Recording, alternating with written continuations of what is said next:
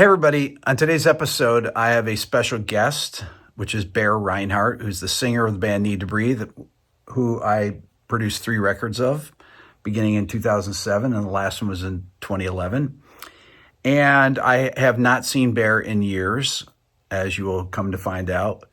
He's an amazing musician, and I just want to remind people that if you're not subscribed to this channel, hit subscribe right now. Here's my interview. Bear, welcome. Thanks, man. Thanks for having me. So I was just saying to Bear is the singer of 2 different bands, one of which I worked with, Need to Breathe, and another project called Wilder Woods. The last time I saw Bear was probably in 2015 or so. You played here at the Tabernacle, maybe 2014, something like that. But you've been in the studio many times. We did 3 records together, beginning in, I guess the first one was in 2007 or 2006, something like that. Yeah, I think. My timeline's not good, but... Yeah. Is it strange to be back here? It's fun. It's really, like, I mean, I think they were early records for us. They were like the first real records we made. And nothing compares to that. You know, like you go to a bunch of different nice places and stuff, but this feels homey. Like I feel like we're about to start. You forcing me to do a bunch of vocal takes. Bear would do vocal takes and they'd all be exactly the same. Perfect. And be like, well, just pick any one. And I think you got a better memory than it probably was, but no, I appreciate that. You're the best singer I ever worked with. No one is consistent. Just nailing the takes, time, tone, pitch, everything. Yeah, thanks, man. It's very funny. We were just talking about this other thing, too, that I never let you guys film me out here, except there was one video that Seth, the bass player of Need to Breathe, filmed me. And you got pissed, I think. I got pissed, because I wouldn't let anyone ever film me. So it's the irony, of course, that I'm... Yeah, well, I knew you as that sort of a recluse almost. Right. You know, I start the videos pop on my feed. I'm like, no way, you know. But you always also had that personality and this sort of like way to dig into the music in an interesting way. I learned, I mean, basically everything I know about making records, you know, from making them. I mean, and we were rednecks. We didn't know. I guess you remember, you know, like we were clueless about how to make a record. And so you were like the father figure / scientist kind of, you know. So it was really fun times. So when did Wilder Woods, how many records have you done? Just put out the 3rd record. Okay. I made some songs that were more or less like neo-soul kind of, I don't know, stuff that I liked, but just that wasn't what the band does. And we actually put some of them out, and the bands were like, the fans were like, no. But I was like, this is really good. I feel like this is awesome. Yeah. So it just started like that, just maybe making something different than the Need to Breathe thing. And also collaborate. I mean, you've been in a band, same guys for so long. I'd moved to Nashville. I was like, it'd be really cool to play with some of these guys. And so, yeah, it's been really fun. When you collaborate with people up in Nashville, I notice there's a lot of different co-writes on the Wilder Woods records, but that's not something that you used to do back in the day. When did you start collaborating with people? I actually signed a publishing deal to write for other people when I first moved to Nashville, and I hated it. I didn't, I mean, it wasn't that I hated it, I don't understand country music sometimes, you know, like if I hear a number 1, I'm like, I don't know if anyone would listen to this. So I just wasn't good at it. And I also I just like to write what I like. So through that process though, I like met all these great writers, like soulful, I mean, people that just, that's all they do. And people you can trust. So that's probably where it's like morphed into where I'm like, I rarely write a song. It's not the Nashville thing where you walk in just like, well, I got nothing. What do you want to do? You know, it's more, I've got a song that's halfway there. It's at the angle to what it is, or I like the rhythm or something, what about what it's saying, or what, you know, there's something interesting about it. And I feel like these guys like help me stay, because probably my biggest weakness sometimes is like I fall in love with the idea and it's in my head as the idea is completed. Right. But then walking through it to make sure it actually gets there is a tough. So I feel like they kind of give you a little bit of accountability with that. Like you can do better. Like this second verse could be, you know. And you used to do that to me. You know, it's like I don't think that. I don't buy that. You know. And so I like that about the other writers. Do you have a certain group of people that you work with? Yeah. There's a handful of guys. I mean, it depends on the song too. Yeah. You know, like the type of, and what's interesting about the guys like some guys will be a melody guy, a lyric guy. Like that was foreign to me. First time I wrote in Nashville, this lady is in the room and she's like, I do titles. And I was like, I don't. What do you mean you do? You know, like I'd never even written a song like that, and I never. And she goes like, well, I just like come up with titles, and I was like, okay. And she like reads on this list, you know, supercharged. You know, she waits a second for like, and I'm like, what am I supposed to do? You know, it sounded like she's like reading movie titles or something like that. Yeah. And that literally was her job. She had hits, you know, so anyway, that was interesting to me. But I like the like melody guys or rhythm people or like a lyric person in Nashville it's the craziest thing. There's some amazing lyric people there. If I have a verse, you know, and then I get to talking about how we're going to get into the chorus or whatever, and you turn around and they've got 5 verses written. Yeah.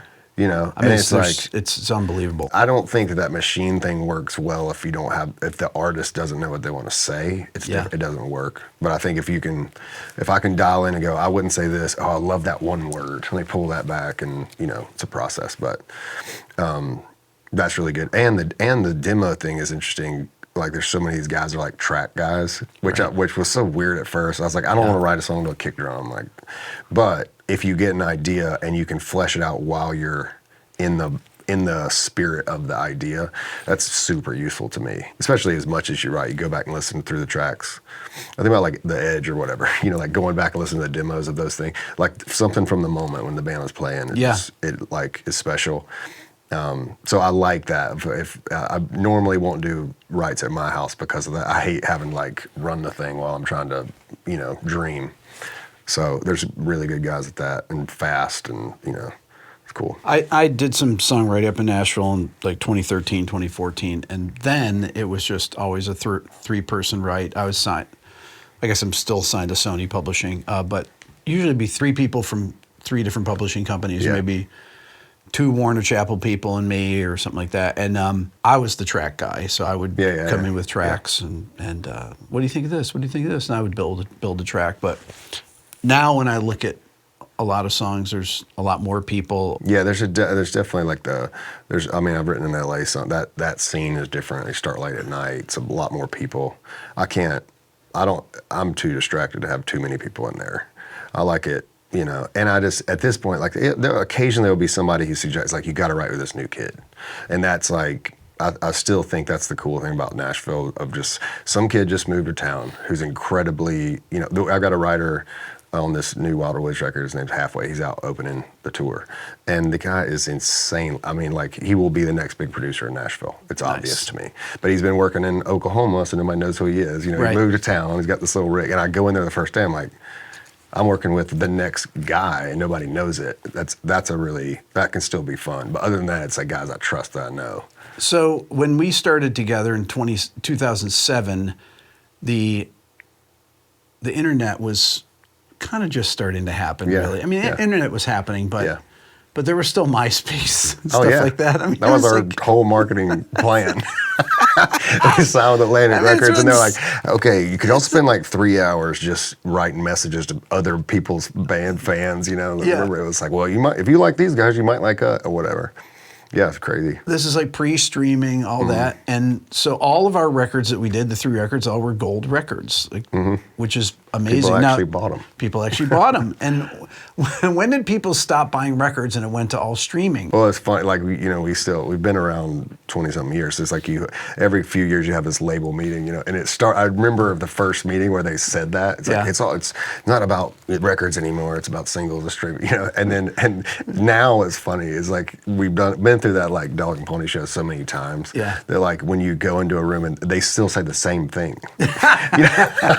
I'm like, no crap. You know, it's like, so I don't know. And what's cool to me anyway is it's like, obviously it's a challenge too. So much music's coming out, but the idea that like these different careers are getting made and not always streaming is the driver of the, like I'm a Stapleton fan or whatever. It's like he doesn't stream like some of these kids do. Right. But that doesn't mean he's not selling out the arenas every night. Right. Like he has a real career. So, you know, we've kind of given it, like, I think there was a period there where we thought, well, we got to play that game. And it just, and now we're like, we'd rather have people buy the tickets and follow along on the records. So you did a bunch of live things with Need to Breathe. How do you divide the time between your 2 projects? I don't know. I still am figuring it out. But normally, I'll write for that one project in mind for probably a year. And that's like, for me, that could be 100 songs, unfinished kind of thing, something like that. Amazing. And then I'm like, then I play them to the guys, and that's the thing. I call it demo jail. I'm like, come hang out. We're gonna listen all day to, and I just get them to write notes, things that we kind of go back and like, just pare it down to like, okay, I can see, and I'll kind of edit those after that, So, but once, you got to get it ready for vinyl now, like 4 or 5 months before a record comes out, which it drives me insane. I'm like, in this, in the world we live in, we can't just get the vinyl printed tomorrow. But, so you're done making the record so by the time the records come out, I'm already on the Wilder Woods thing. So probably a couple of months before the record drops, I'm fully into Wilder Woods mode. Because it's different. I mean, the live thing is different than the creative mind of like trying to write the stuff is totally different animal, So people used to ask me, what's it like to work with Need to Breathe? I said, well, Need to Breathe records are never finished. They just come out. That's it, yeah. So many of the biggest songs were like that. I was like, you had one of my memories that like was one of the we did a song on a pump organ called Second Chances. Yeah. And I remember, and I was telling somebody this other day, the producer things were different back then. Like the idea of like this guy has like this big vision for the thing instead of this guy that just works the tracks or whatever. Right. But you said you need an unsong. Like you guys, what this record really need, and we were listening to the albums like that. Like, what if we were sitting down and one listen, like, what would this be? And you're like, and you played me a U2 song. I can't remember what it was, but you're like, it doesn't have a chorus. It's just like a drone kind of thing. And we literally spent the next couple of days writing it, track that. It's like my favorite, song from that record probably. But that's I like want to get back into that because there's so many of these guys like, it's just not the art form anymore. Of sort of Rick Rubin style of like, I'm just you guys do what you do. I'll be over here watching, make some notes here and there. So I miss that. It's interesting. I got to interview Rick Rubin 6 months ago or so, and I went to his place in Tuscany, and he actually just put out he interviewed me. He just put it out this past week, okay. And I realized what a good listener Rick is when he interviewed me, because he asked me a question, and he does kind of what I do, where the artist will start answering, and I just sit here and I'm just like, and then all of a sudden they'll be like, oh, I can keep going, and I just let people go until they feel like they've said what they're going to say, and he did that too, and then I was like, that's why Rick Rubin's a great producer for that exact reason. He's a great listener. Yeah. Yeah, we've had the opposite experience where you go in there like, I'm going to save you from yourselves. And I'm like, that's never going to work. Like, and we probably should have. I mean, we went out to Sound City and worked with a guy. I won't mention it, but it was like at day one, he's kind of like, and we were like, we loved and it was our biggest record. It ended up being, he's like, hey, I don't like any of these songs. I think we got to change everything about. We were just all looking at each other like, I think we feel pretty good about this, and so we locked that producer out of that studio. We're like, we're paying for the studio. Like, leave the engineer. You go home. Do whatever you do. Drive your Porsche around. We'll make a record. So it clearly. I think that it's simple. Making records are simple in that way. Right. Like and you get lost in all the technology or the minutia of it. But really, an artist has something to say in a way they like to say it. Yeah. And if you can capture that for real and make them feel as confident as possible while they're doing it. The best guy we ever worked with in terms of that was Jim Scott. In the sense of like, he's just an engineer guy. Right. California. Yeah. He's like, we got a hot band, we got a good studio. got a hot band. Yeah, he literally said that. And we do 3 takes, and the cans sound incredible. Yeah. And so like the band feels great about it. And then you go like, y'all go get some lunch, let me put a hot mix together. That's what he'd say. And we're like, and he couldn't run Pro Tools. Jim saying that. Yeah, that's totally. And he just had this long list, it's a Neve console up. He's doing the delay on the tape and everything. Then we come back, it's like, that's the record. Like, could it be this? I asked him, of course, like, I was like, how did, on Wildflowers, like, how did you get that Mike Campbell, like, that tone, like Honeybee? Yeah. He's like, Mike Campbell. Right. he's like a couple of 57s on some twins. That's what it sounds like. So I feel like that taught us a lot about like how simple it actually is. What are you playing like? I talked with Rick Rubin about the Wildflowers record, and it's interesting to hear his him talk about it and conceptually about that record, which I think is absolutely phenomenal. It just sounded like a greatest hits record too. Yeah, I had Brendan O'Brien in here, and I love Brendan's records. He always made these records that sounded natural and powerful, same kind of thing. To me, that was those are the kind of producers and guys that just would take a song and knew they wouldn't take a lot of time. I mean, Brendan's like, if you can't get a sound in 5 minutes, totally. You're well, momentum is such a part of it. Yeah. Because we worked in that thing where, I remember we did the time we spent with us together. The most time was like trying to keep the pitch of the snare the same all the way through that, which was a very Brendan O'Brien thing, like a ringy kind of.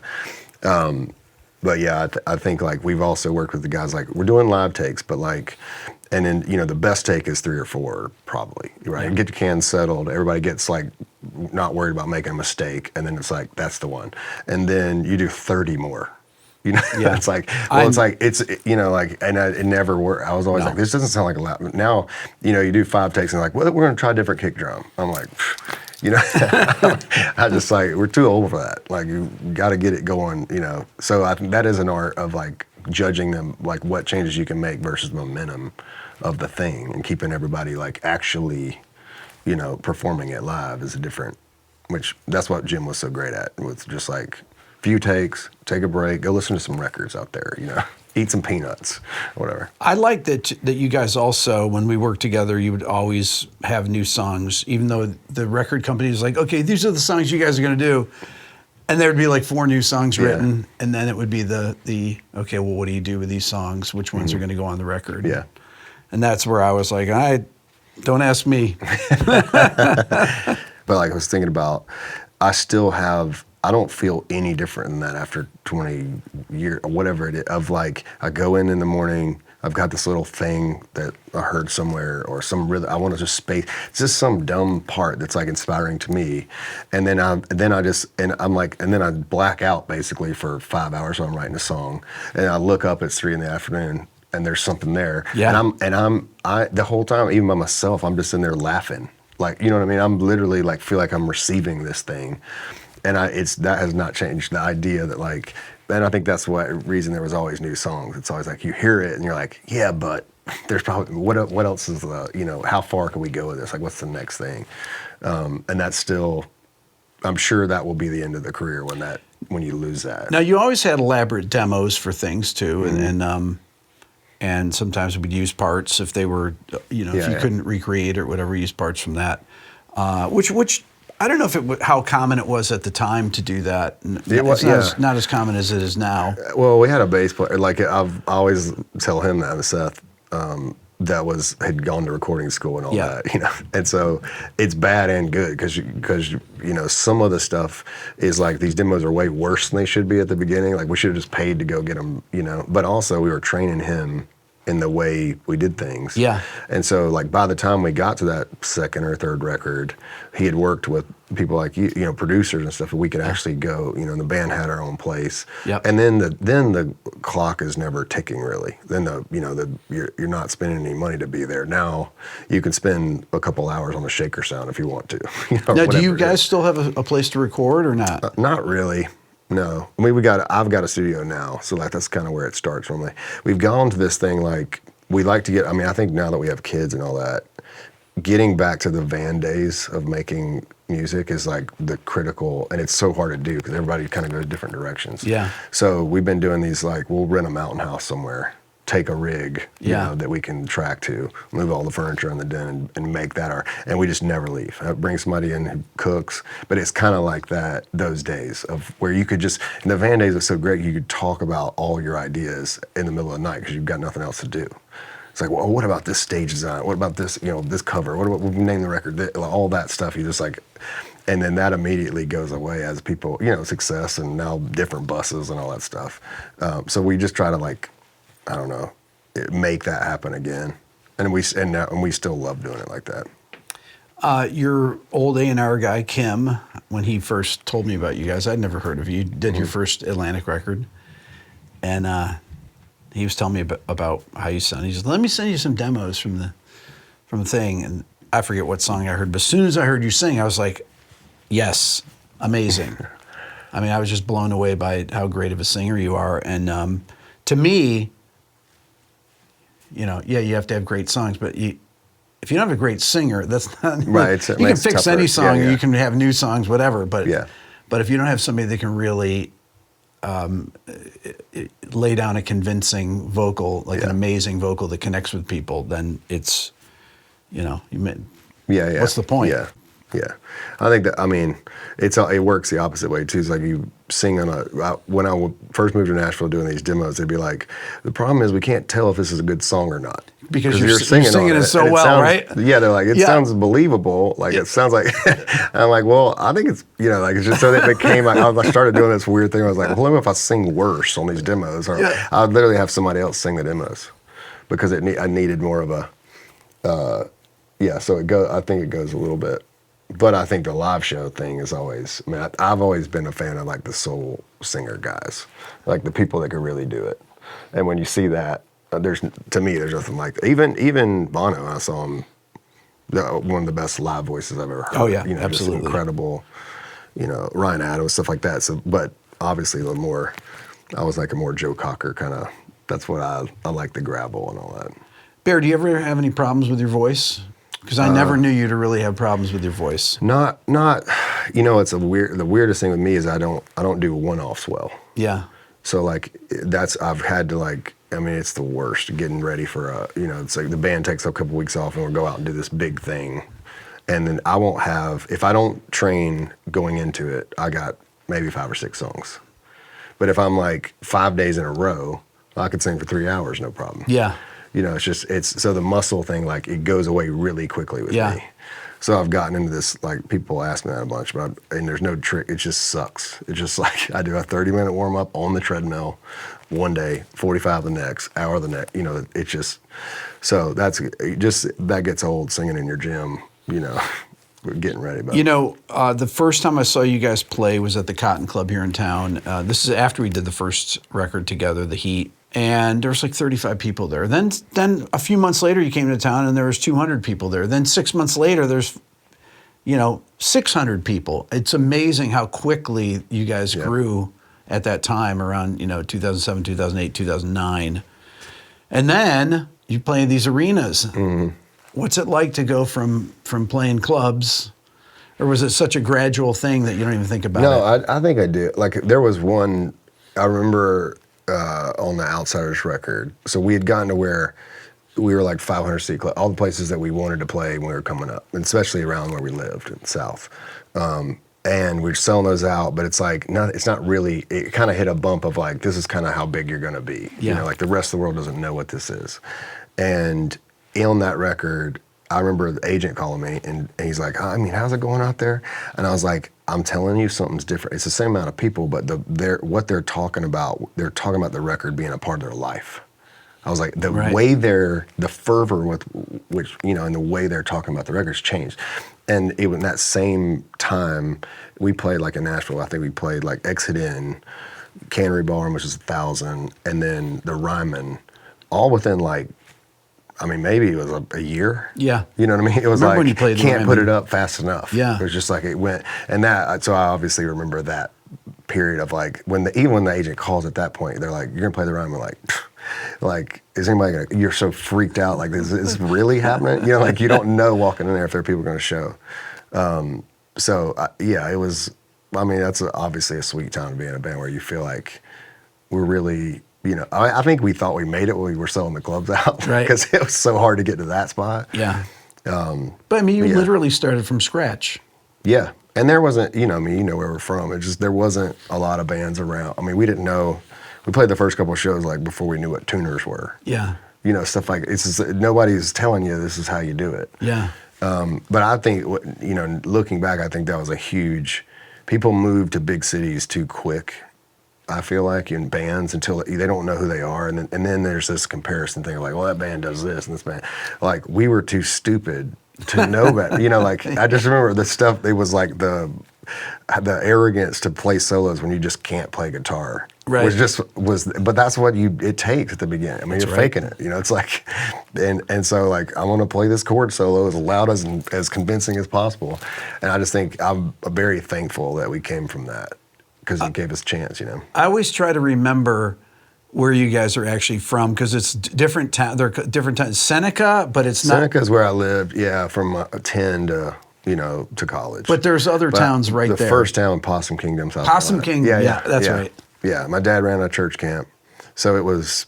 I mean, there's 100 people in that town. One little country store, stop sign. But what was cool about it, because it's a church camp, all these kids came in all summer. Yeah. So as much as we were like homeschool weirdos, we would get this influx of people, you know, different kids from around the state who liked all kinds of different music and were into different, you know what I mean? I felt like we were cultured in a different way. And my dad was such an entertainer as a youth, kind of, like, you know what I mean? That's all that game is, right? It's all like, it's like Indiana Jones themes and flames and all this stuff. And when I'm thinking about it, it's like, that's kind of how the shows, I was like, well, I think we got to make this moment, you know, as a very, and there's like there's been a bunch of people, preachers' dads and stuff like that, who became singers, because there's something about the cadence of talking to the audience, or, you know, I remember Will Hogue was a big influence on us at that time, you know, back then. And he had that kind of thing, you know, rock and roll's having a baby, you know, and it's called Will Hogue or whatever. He would say stuff like that. And I was like, I just remember on Jaw before, like, this is, you know, that sort of, I don't know, you know, just fun. Greenville was the closest town to us, and that was the only club you could play. Yeah. I mean, there was a couple coffee shops, I think, that let us play until we like were way too loud or whatever. But that you know, so I mean, I remember part of the reason we worked with you, Jump Little Children, was a band that was like coming through the South at that time. Yeah. And they were in our minds, that was the biggest band. There was no, you know what I mean? There wasn't like, I guess we had MTV and stuff. It was like we knew of the other stuff, like the stuff that was actually tangible, we could see. Yeah. Was that. And so, yeah, it's kind of crazy to think. But like I said, that I feel like that's like such a valuable thing, to not have, you can do it exactly how you want to do it. And we had that sense of like, if we don't get this 50 to turn to 100, we can't come back to this town. Oh yeah. Like, you get a real sense of like, every night matters. Yeah. And I think over the long run, like, that's what makes bands work for 20 years, is having the respect for it. Yeah. Of like, these people are only getting to see tonight. You know, and if you can put yourself into that thing of like 16-year-old kids seeing I saw Ben Harper or whatever, Innocent Criminals, I remember. It's like, and it just, the way it hit me was like, these people are like, you know, it feels like they're gods or something. It's like, especially when you're 16, like, just so, everything about the music and I can't believe they did that solo or this, and the lighting on this and what he wore, everything.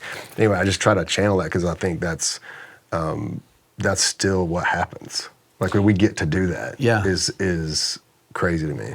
Now I'm starting to remember some things, like your first record you did in England, right? Yeah, yeah. It's so stupid, labels and all that. I remember this. I'm just like, wait, what? You went to England? And yeah, and it wasn't London. That's what's so wasn't crazy. London. Where was it? It was Rye. So like South England. Chris Difford from Squeeze and Elvis Costello had a studio together in the. I mean, but they didn't have guitars, or you didn't have your instruments with you or something. No, I remember. And you had to use some stuff that they had there or something. You couldn't get. Yeah, the guy was like, it just. I mean, it's so crazy how it happened, because like this producer Andy, which he was a good producer and stuff, but was not prepared to work with a band as new as us, just rednecks. Like if he would have just put us in the room, would have been fine. You know, we could play live, but like this studio stuff, And so he would like give us a Les Paul or something, and like have like 40 stacks of amps in the hallway, And then he'd go, check your tuning, I'm like. And he was like, softer. Now we're playing like these rock songs, like with like bark, where it's like, I'm looking around, God, and we're going home at night. We're like, I mean, I don't know. This guy's won a bunch of awards. You know, he had done like a Keen record, I think, and KT Tunstall and all that stuff. Yeah. So we're like, surely this is the way you make records, but it just doesn't seem right. You know, taped all the drums up, and they were like beat detecting everything. We're like, you know, I mean, I just think it's funny that we were so, and I'd never been out of the country at the time, really. Yeah. You know, it's just like, what are we doing over here? Yeah. You know, and just knowing it, and it wasn't honestly a great record because of that, you know. And the label was like, we want you to be more international, you know, which was like basically less redneck, you know. It was like that because remember at the time was you couldn't play banjo or tambourine, or, you know, harmonicas. All that stuff was like a no-go on the radio. Yeah. And that's kind of stuff we had, like open tuned, you know, acoustic instrument stuff, and we just. Anyway, it's just so they were like, just go over there and make, you know, we didn't even know what that was, a Brit pop record or something. It is funny how much that labels can really jack all that up. Yeah. You know, it becomes, and I think he was supposed to come to our studio originally, and then he was having a baby or something. Like, well, let's send the whole band over there for 3 months, whatever it is. Yeah, it's like, who's making these decisions? Oh my God, that's really honestly the old school music business, though. That was. Oh yeah.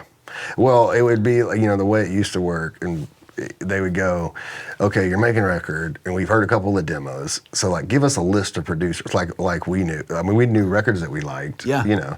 But at first, it's just like, well, I guess. It's like, what's a producer do? Even? Yeah. It's like Brendan O'Brien, I guess. I mean, he's made these Black Crowes records. We like those, but it was like that, you know. And then it would be like, and then they'd be like, well, you can't get him, so you know. It's like, and I'm like, I got to where I was just like, I'm not doing this. I'm going to tell you who I want. I'm just going to call them myself and see if they're into it, like send them music or whatever. Yeah. But it was such like a chain of command in the way that used to work. Yeah. A&R guys got to figure it out, and then anyway, it was a total racket, and then the budgets were crazy. Yeah. You know, so you could, like, we made a record where, I mean, we were doing 4 or 5 weeks in the studio getting 4 songs. Oh yeah. You know, just go in there and you're spinning all kinds of, you know, they used to have, the black car would pick you up at the, like, we hadn't sold a record yet, you know. Yeah. And the black car would sit there and pick you up at the airport in New York, and you'd stay outside the label all day, you know. I'm like, I don't think this adds up. Different world. I remember when we were working on The Reckoning, you're like, yeah, so we'll do 2 weeks in Charleston, then you do 2 weeks back at your studio, we'll come there, and then we'll go back and do 2 weeks, and then come back and do 2 weeks. And then you guys never came here.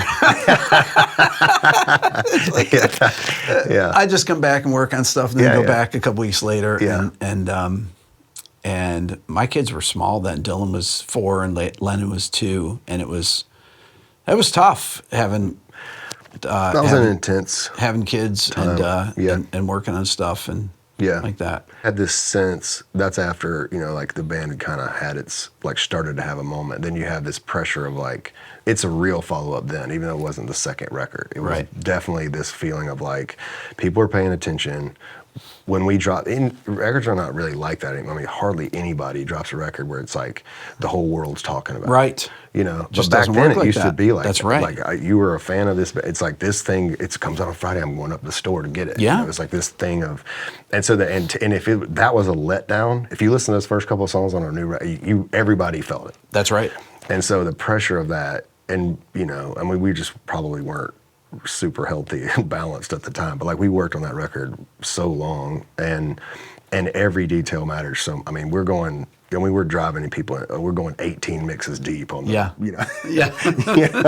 It's like, that's just not the way. I mean, nobody can do their best work like that, but there was so much pressure, and, you know, the record did do well. What about use of things like TikTok and Instagram and all that? How does that play? I mean, I think we fight play into that. We fight it now because it's inevitable. It is the marketing thing. Yeah. But I think it's never like, just, I mean, I hate to see my bands I love, you know, like if you could see like Pearl Jam on TikTok doing like, POV, whatever. I don't think you'll see it's just, you know what I mean? It's just, a band gets to a certain credibility or age level. It's like, it becomes really, it's like, and our thing has always been, it's like, it needs to be about the music somehow.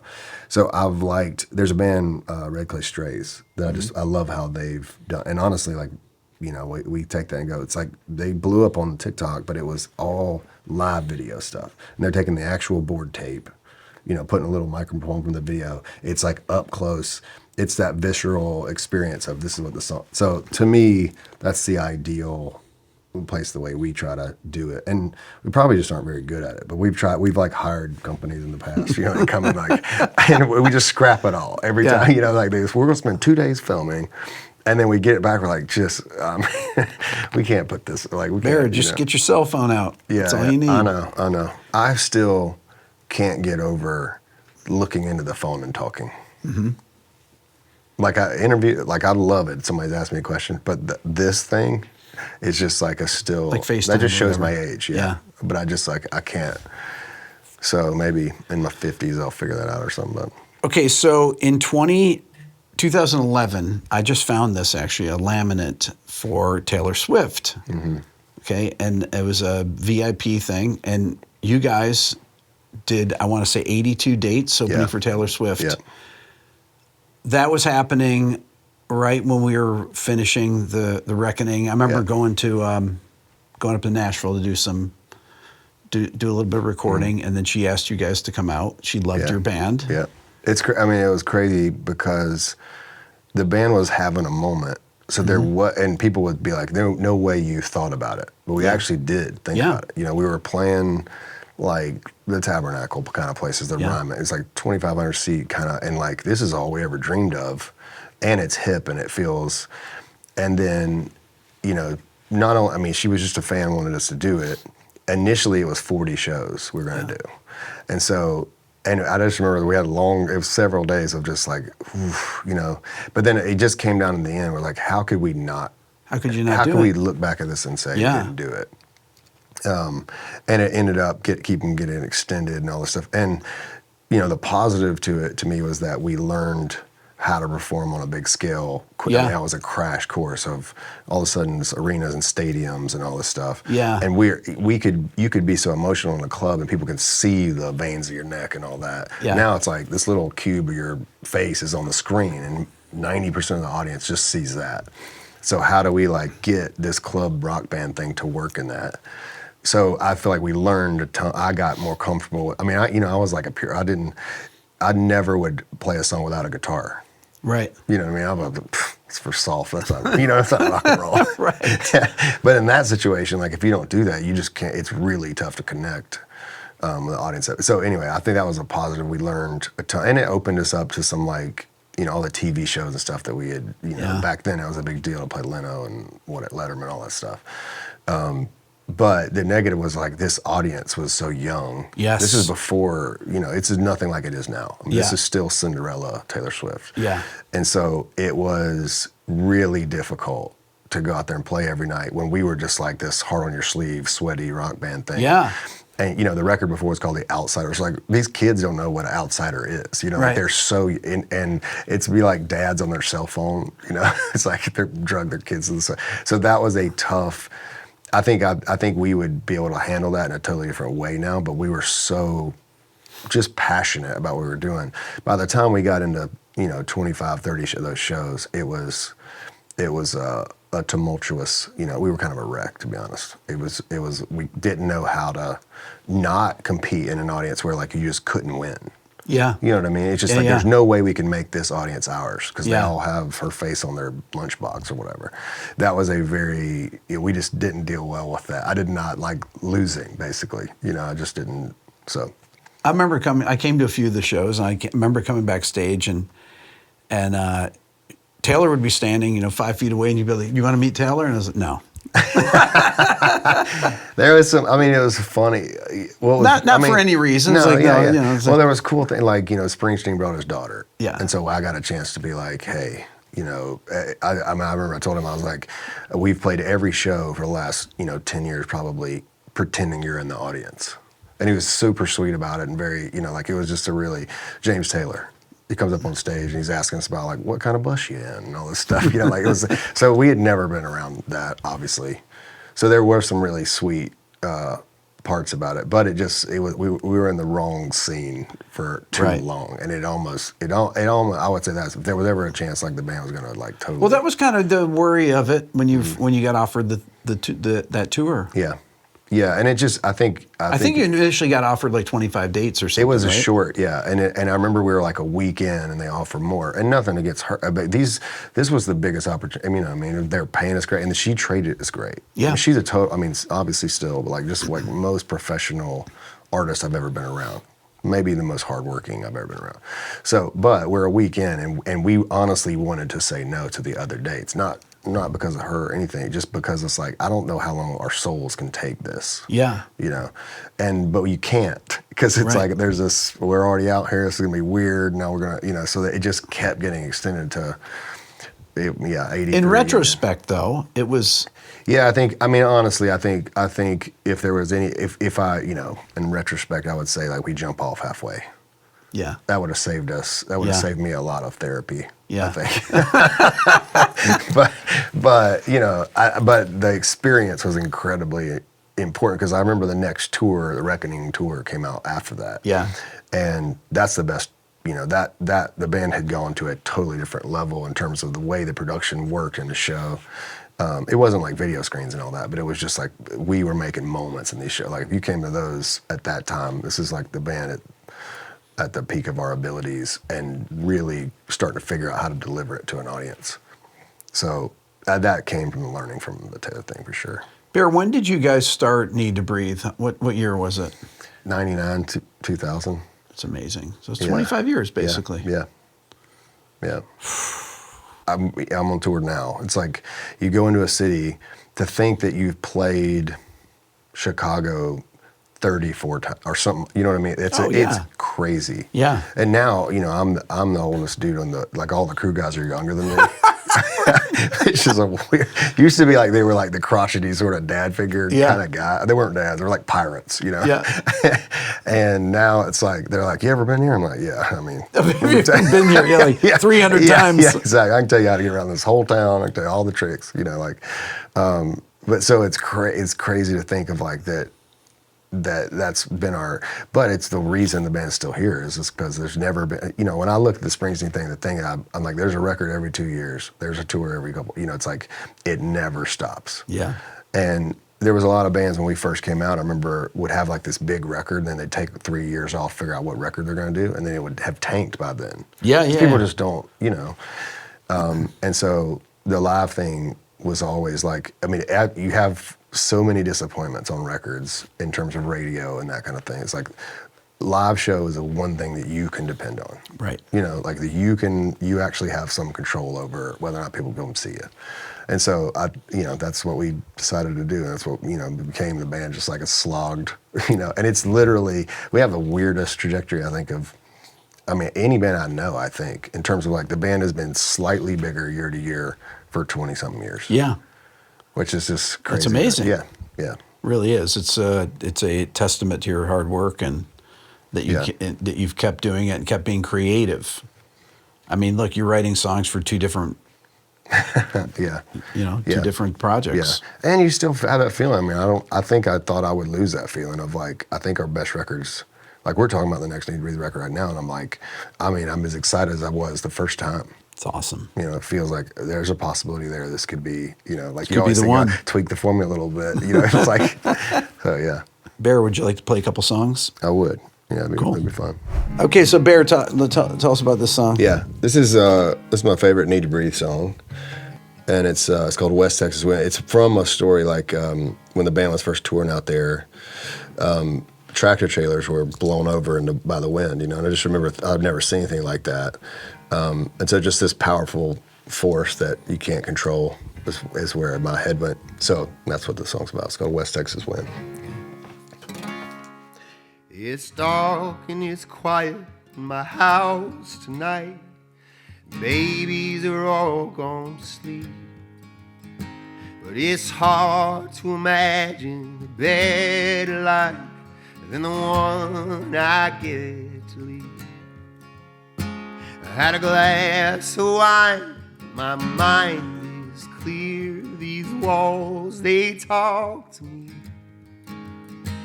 Don't blink an eye, you're a young man now, but you won't always be.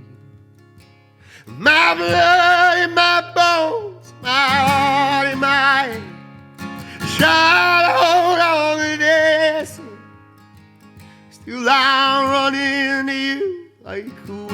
Texas winter, singing, God, I need you. Oh, how I need you. God, I need you again. I'm in the shadows of heaven and earth. Maybe they should be the same. My earthly body is bound and conflicted, and I'm left feeling the pain. 'Cause this house is not my only home. You can't protect love with stone. So God, I know you can hear me, so please come near me. I'm ready to let the world go. My blood in my bones, my heart in my hands, try to hold on to this. Still I'm running to you like the West Texas wind, singing, God, I need you. Oh, how I need you. God, I need you again. I'm singing, God, I need you. Oh, how I need you. God, I need you again.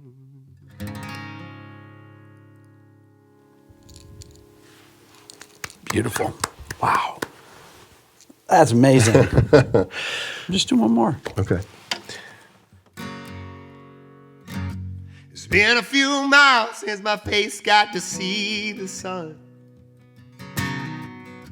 Walls closing in on me like a loaded gun. Dreaming of a place where I can let go of time, somewhere I can rest my mind. I've been dreaming of the wild, wild plains, walking where the pine trees dance, where the river runs deep and the birds all sing in the great expanse. Howling at the moonlight, sleeping underneath the stars. Wonder why I let myself ever get this far from the heartland. Oh, from the heartland.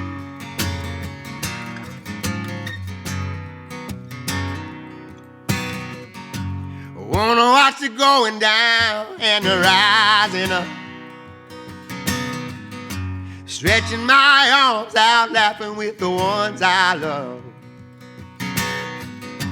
dreaming of a place where I can let go of time, somewhere I can rest my mind.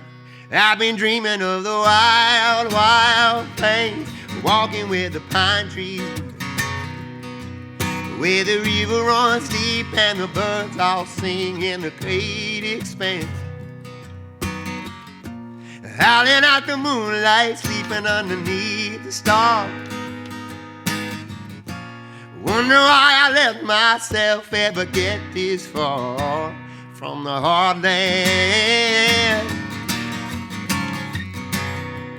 Yeah, from the heartland.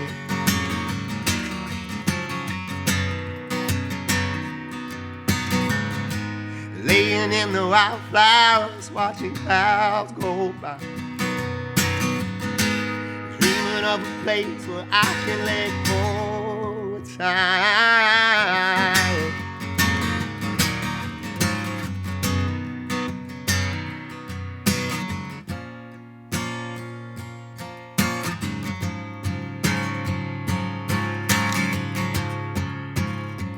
I've been dreaming of the wild, wild plains, walking where the pine trees dance, where the river runs deep and the birds all sing in the great expanse. Howling at the moonlight, sleeping underneath the stars. Wonder why I let myself ever get this far from the heartland. Oh, from the heartland.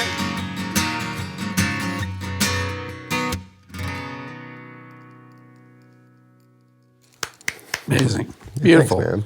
It's so great to hear you play again and hear you thanks, sing. man. I can't even.